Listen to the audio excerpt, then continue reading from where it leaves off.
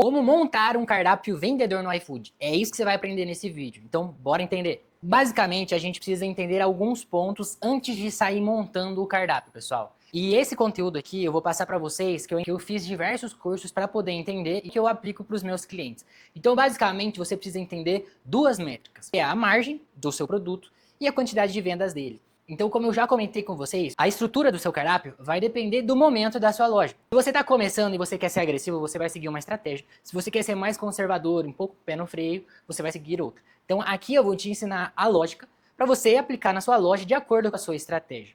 Vamos lá. Primeira coisa que você vai definir é margem dos seus produtos. Margem nada mais é do que o preço que você vende, pelo custo que você tem e o quanto você está ganhando naquele produto. E aqui a gente tem um gráfico dos produtos que têm menos margem para os produtos que têm mais margem. Quanto mais à direita, mais margem, quanto mais à esquerda, menos margem. E essa linha aqui na vertical é a quantidade de vendas. Então esse caso é para uma loja que já está vendendo há um tempo para você analisar. Ou você pode pegar a base de vendas do seu salão para fazer isso também. Então nada mais é do que quanto mais para baixo, menos venda, quanto mais para cima, mais venda. Então como que a gente monta um cardápio através disso? Com esses quadrantes, a gente vai separar as categorias de produtos. Como por exemplo, um X-frango, nesse caso, ele é um produto dessa loja que ele tem mais margem e o produto tem mais venda. Então, esse é um produto excelente. O produto que vende bem e você ganha bem em cima dele, ele é um produto excelente. Por isso, ele precisa ser um produto de topo do seu cardápio. Ou seja, aquele primeiro produto que aparece da sua loja precisa ser esse. Por quê? Porque lembra que o topo é o mais visto e é a vitrine. Se é o que mais vende, já está sendo fácil dele ser aceito. Se você tem mais margem, é bom você divulgar ele. Ou até fazer uma promoção, é possível. Então, ele é um produto excelente para ser o topo. Nesse outro exemplo, o simples, é o pão, carne e queijo. Ele é um produto que vende bem. É muito simples, um preço muito em conta. O problema é a margem dele. Ele acaba tendo uma margem um pouquinho menor que o de frango. Por isso que ele pode ser um produto isca, que é aquele produto que vai atrair as pessoas para consumirem, para comprarem da sua loja pela primeira vez, para ter aquela primeira experiência, ou você colocar ele no meio do seu cardápio como um produto estratégico, que é mais ou menos assim. Existem os produtos mais caros, os medianos e os mais baratos. Os mais baratos, se você tem uma margem interessante em cima dele, você pode colocar ele como uma isca para a pessoa comprar pela primeira vez. Ela comprando e gostando do seu produto, ela fala, se o produto mais barato ele é muito bom, imagina os mais caros. E aí ela passa a consumir os mais caros ou um combo com aquele mais simples. Nesse outro exemplo, um X alcatra, ele tem uma margem muito boa, mas ele não vende tão bem. Esse é um produto que você vai colocar no meio do seu cardápio, porque ele é interessante ter, é do interesse dos clientes, mas ele não tem aquele volume tão grande como um X frango, por exemplo. E, nesse caso, eu trouxe um X tudo. Ele é um produto que tem pouquíssima margem e poucas vendas. Esse é o produto que você risca do seu cardápio, você tira ele. Por quê? Se ele tem pouca margem, ele está te dando trabalho, só que ele também não está vendendo e ele está ocupando o lugar de um produto bom que poderia estar no seu cardápio.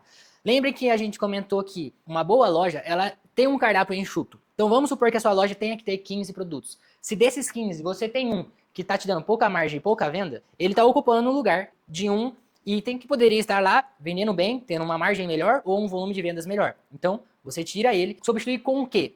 É isso que a gente vai mostrar ao longo do curso. Mas basicamente você vai montar o seu cardápio a partir dessa configuração. No topo, você vai colocar de 3 a 5 itens, que são aqueles produtos vendedores, os produtos iscas, os que chamam a atenção, que as pessoas vão bater o olho e se elas comprarem, elas vão gostar da sua loja, elas vão gostar do que você vende. Por isso aqui não pode ser muitos, porque nem toda loja tem 10 produtos que são os tops. Normalmente são 3 a 5. Então é isso que você vai colocar aqui. E atenção, muito cuidado com os combos. Por mais que o combo ele seja uma boa ideia, ele pode assustar de primeira mão.